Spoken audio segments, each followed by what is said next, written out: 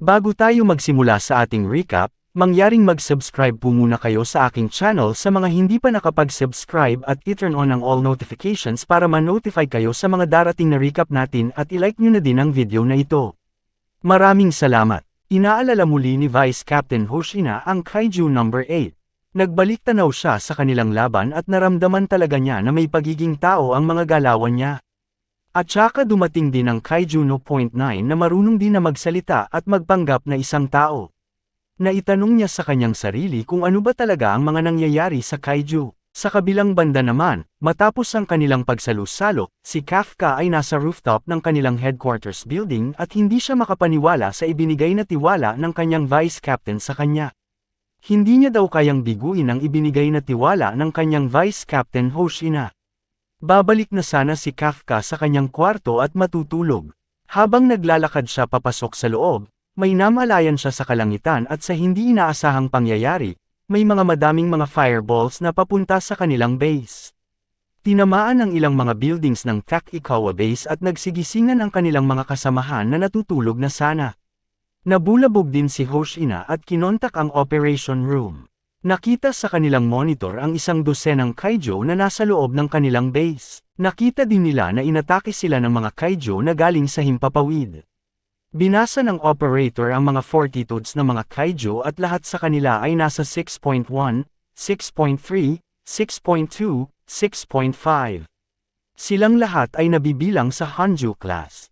Ang isang Hanju na nakapasok sa isang building ay pinasabog ito gamit ang kanyang blast breath at sobrang laki ng pinsala nito. Si Hoshina ay naghanda na din at sinuot ang kanyang kaiju suit para sa paparating na matinding laban niya. Inireport niya sa lahat na wala ang kanilang Captain Ashiro at siya na muna ang mamahala sa pagbibigay ng orders. Inutos niya na kung sino man daw ang na-assign sa Night Watch ay dapat pumunta sila sa mga battle stations at inutos niya na ipatawag ang mga off-duty officers para tumulong sa kanila. Ipinaalam niya sa lahat sa isang matinding battle na magaganap. Inutos din niya na gawin ang lahat na akitin ang mga kaiju sa kanilang training area at siguraduhin din nila na walang makakatakas sa kanila sa loob ng base. Habang papalabas si Hoshina, nagtataka din siya na walang damage na nai-report sa labas ng kanilang base. Ibig bang sabihin daw na ang kanilang base mismo ang tina-target ng mga kaiju? Si Kafka naman ay pinanood niya sa itaas ang mga nag-aapoy na mga building sa kanilang base at nakita niya na ang kaiju ay isang wyvern-type kaiju. Ito daw ay isang masamang balita, nasabi pa niya. Bigla niyang napagtanto na isa itong wyvern-type kaiju, may hindi tama sa mga pangyayaring ito. Nakalabas na si Hoshina at tinipon ang kanyang squad at inutos na akitin sa training area at ubusin ang lahat ng kaiju as much as possible. Tinawag ni Kafka si Hoshina at ipinaalam niya na may hindi tama sa mga nangyayari. Sabi ni Kafka na makakakita lamang sila ng 12 or a wyvern-type kaiju kada isang taon, pero lagi daw silang may pagkakaparehas. Lagi daw silang nag-iisa at hindi daw umaatake ng isang grupo. Pero itong mga kaiju na umatake daw sa kanilang base ay isang grupo. Habang kausap ni Hoshina si Kafka, biglang nagpakita ang kakaibang kaiju at nasabi ni Hoshina na meron talagang mas powerful na kaiju na nagkokontrol sa mga wyvern-type kaiju. Isang intelligence kaiju na kumikilos na may layunin sa kanyang isipan. Isang napaka-powerful leader, sabi pa ni Hoshina. Biglang nagsalita ang isang kaiju at sabi pa niya na natagpuan na daw niya ang kanyang target. Tinanong pa ng kaiju na kung si Hoshina ba ang pinakamalakas na tao dito sa kanilang base. Biglang nagulat sila dahil kayang makapagsalita ng isang kaiju. Sagot naman ni Hoshina na wala dito ang kanilang captain na siyang pinakamalakas sa kanilang lahat. So yun na nga, siya ang pinakamalakas ngayon dito sa base.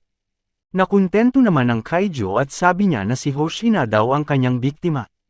Sa kabilang banda naman, nakumpleto na ng operator ang Hanju's estimated fortitude calculations at ito ay nasa 8.3, isa daw itong Daikeje class. Kinontak naman ni Hoshina si Ikaruga at inutos niya na siya na muna ang mag-command laban sa mga Yoju. Inutos niya na dapat unahin nila na hindi makalabas sa kanilang base ang mga Yoju at malayo sa mga civilians at saka panatilihing naka-online ang koneksyon ng kanilang main building.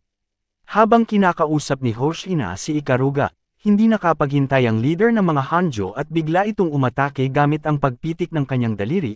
Sa kabutihang palad naman, nagawang makaiwas ni Hoshina sa ataking yun gamit ang kanyang speed. Biglang napunta sa likuran ni Hoshina ang Kaijo at sabi naman niya, tagumpay na naiwasan daw niya ang ataking yun, pasado na daw siya na maging kalaban niya. At sinuntok niya si Hoshina at naiwasan niya muli ang pangalawang pag-atake ng kalaban. Tugon naman ni Hoshina, siya dapat ang kakalaban mismo sa Kaijo na ito.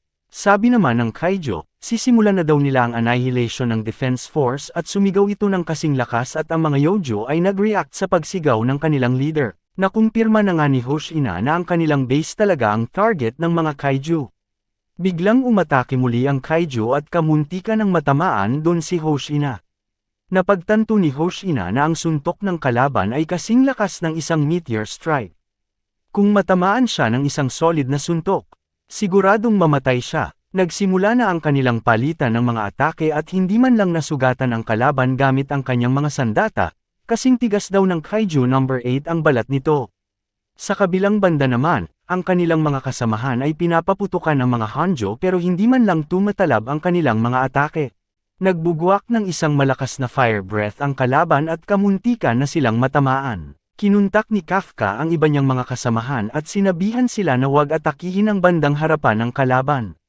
Dapat daw ay paputukan nila ito sa likod. Dagdag pa ni Kafka, ito daw ay katulad na may nai-report din noong 2003. Nag-alala naman si Ichikawa dahil hindi niya nagawang mock contact ito. Humingi naman ng paumanhin si Kafka dahil kausap niya si Hoshina. Inulit muli ni Kafka na dapat atakihin nila ang bandang likuran ng mga Hojo. Ang bandang harapan daw ay mas madaling patamaan kung nasa himpapawid sila. Ang balat mismo sa kanilang likuran ay manipis para hindi sila masyadong nabibigatan, sabi ni Kafka. Ang isang senior officer habang nakikinig sa mga sinasabi ni Kafka ay unti-unti siyang umiikot papunta sa likuran ng kalaban. May plano naman si Haruichi para maatake nila ang likuran ng Kaiju. Habang pinaputukan ng kanyang kasamahan ang harapan, umiikot naman si Haruichi papuntang likuran at papaputukan na sana niya ang likuran ng Kaijo, biglang may dumating na Kaijo at dinipensahan ang kanyang kasama. Kamuntikan ng matamaan si Haruichi sa ataking ginawa ng Kaijo. Hindi makapaniwala ni Haruichi na nagtutulungan ang mga Kaijo sa kanilang laban. Narinig ni Kafka na hindi nagtagumpay ang kanyang mga kasamahan na atakihin ang likuran ng mga Kaijo dahil may humaharang nito. Nag-iisip sila kung ano ang ibang paraan para mapatay nila ang mga Kaiju. Pero biglang nagsalita si Kokoro at may paraan daw siya na mapatay ito. At sa hindi inaasahan ng lahat, tumatakbo ng mabilis si Kokoro at sumusugod siya sa mga Kaiju gamit ang kanyang bagong weapon na ibinigay sa kanya. At yun na nga, harap-harap ang inatake niya ang Kaiju gamit ang kanya weapon at nagawa niya mabasag ang front armor ng Kaiju at napatumba niya ito sa isang atake lamang. Binigyan pala si Kokoro ng isang custom weapon at akala niya na captain lamang ang magkakaroon nito. Tama naman daw ang pagkakaalam ni Kokoro. Pero sabi ni Captain Mina na nakapagdesisyon sila na exempted daw si Kokoro. Hindi na daw normal ang mga fortitude levels at numbers ng mga Kaiju na nagpapakita sa taong ito. At saka si Kokoro daw ang pangatlong pinakamalakas na officer sa base, nakapagdesisyon sila na ituring si Kokoro na isang part ng kanilang main force. Binuksan na ang kinalalagyan ng kanyang custom weapon, hindi makapaniwala ni Shinomiya sa kanyang nakita. Sinabi ulit ni Captain Mina na siya ang pangatlong pinakamalakas na weapon after the captain and vice captain. Ang kanyang trabaho ay tapusin ang mga Kaiju. Sabi naman ni Shinomiya na sobrang lakas naman daw ng kanyang custom weapon bilang isang prototype pero isang bagay lamang ang hindi niya nagustuhan, isang ugly weapon daw na hindi nababagay sa kanya. Hindi naman makapaniwala ni Iharo na nawasak ni Shinomiya ang front armor ng Kaiju. Kumpiyansa naman si Kokoro na ito na daw ang katapusan ng mga Kaiju dahil nasa battlefield na daw siya. Umatake ng blast breath ang Kaiju at nasabi pa ni Shinomiya na ang kanyang weapon ay gawa sa pangunahing uni organ ng Hanjo na kanilang napatay sa Shinagawa 2 taon ang nakakalipas. Naalala din niya ang sinabi ni Hoshina na ma-release ang shockwaves ng kanyang weapon sa paghatak ng trigger nito at ma-turn on ang power. Habang nasa ere si Shinomiya, sinubukan na niya ang shockwaves ng kanyang weapon at mas pinalakas ang bilis ng paghampas nito sa likuran ng Kaiju. Ang teknik na ito ay tinatawag na Squadron Style Axe No. Falling Thunder. Sinugod siya ng kasamang Kaijo at gagamitin niya ang usage 2 nanograms kanyang weapon, unleashing a frontal shockwave on impact para mas malakas ang power nito. At ang tawag sa technique na ito ay number 2, Water Skimmer. At yun, grabe ang impact ng power ng kanyang custom weapon sa mga kaiju. Bilib na bilib naman sina Ichikawa at Iharo sa ipinakitang kagalingan ng custom weapon ni Shinomiya. Sabi pa ni Ichikawa, perfect daw ito sa kanyang pagiging aggressive at mapagmataas na personalidad. May paparating na namang kaijo na lumilipad pero inatake ni Ichikawa ito gamit ang isang freeze rounds. Sumadsad ang kaijo at binigyan ng warning si Shinomiya dahil umaatake din sila sa himpapawid.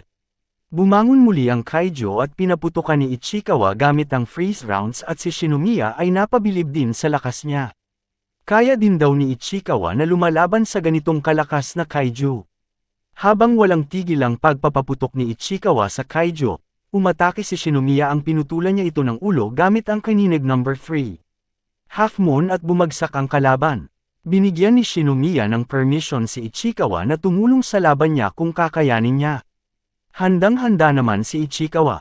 Nagbigay ng order si Shinomiya sa kanyang mga kasamahan na mag-search sa battlefield for openings at hulihin ang mga kalaban nang hindi nila napapansin. Inireport naman sa lahat na ang team ni Shinomiya ang pipigil sa mga kaiju sa kanilang pagtutulungan.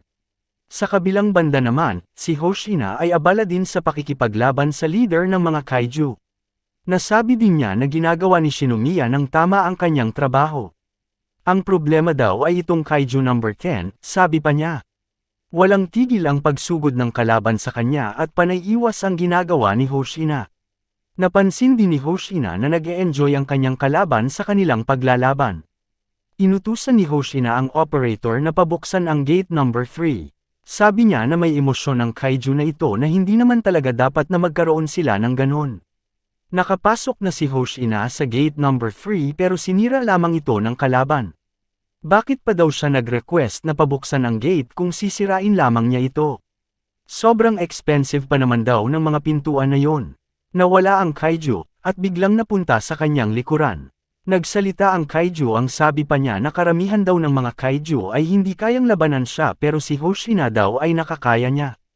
Hindi na siya makapaghintay daw na kainin niya si Hoshina para mas lalong magiging malakas pa siya.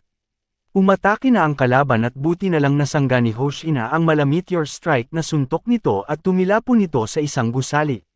Pero sa ataking yon, nagawa din ni Hoshina na mag-counter ng sabay at nagawa niyang maputulan ng braso ang kalaban. Humingi ng paumanhin si Hoshina sa operator, ito daw ay emergency at ilalabas na niya ang kanyang full unleashed combat power. Pag nasa training area daw sila, hindi na siya mag-aalala na masaktan ng ibang mga officer sa pag-all-out niya. Unleashed combat power niya ay nasa 92%. Panahon na daw para ma-neutralize itong kaiju na ito. Sa kabilang area naman, may isang babaeng officer ang na-corner ng kaiju. Aatakihin na siya ng kalaban pero paparating si Kafka para ililigtas niya ang kanyang kasama. Hindi daw niya kayang maabutin ang kanyang kasama. Nakapagdesisyon siya na i-transform ang kanyang mga paa as kaiju para mas mabilis ang kanyang pagtakbo. Sa kabutihang palad, nagawa ni Kafka na mailigtas ang kanyang kasama. Nagtaka naman ang babae na nailigtas siya ni Kafka, na kaya na daw ni Kafka kung paano gamitin ang kanyang suit. Nagkunwari naman si Kafka na nakaya na niyang gamitin ang kanyang suit. Habang nagsasalita si Kafka, ang kaiju na nasa kanilang likuran ay aatakihin na sana sila pero sa hindi inaasahang pagkakataon, dumating si Kokoro at iniligtas sila at dumating na din si Ichikawa. Sinabihan si Kafka na sila Ichikawa at Kokoro ay i-distract nila ang mga kaiju. Inutusan niya sina Kafka na dalhin ang mga sugatan sa ligtas na lugar habang ginagawa nila ang kanilang mga trabaho.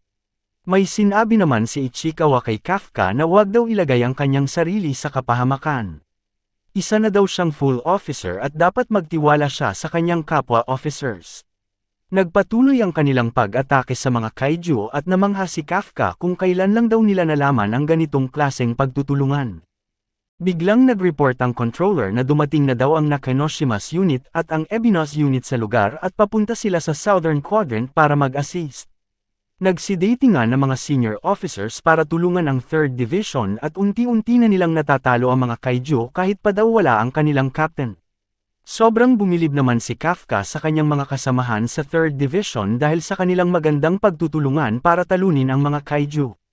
Sa laban naman ni Hoshina at ang Daikeja, sinabi pa ni Hoshina na maling tao daw ang kinalaban nila.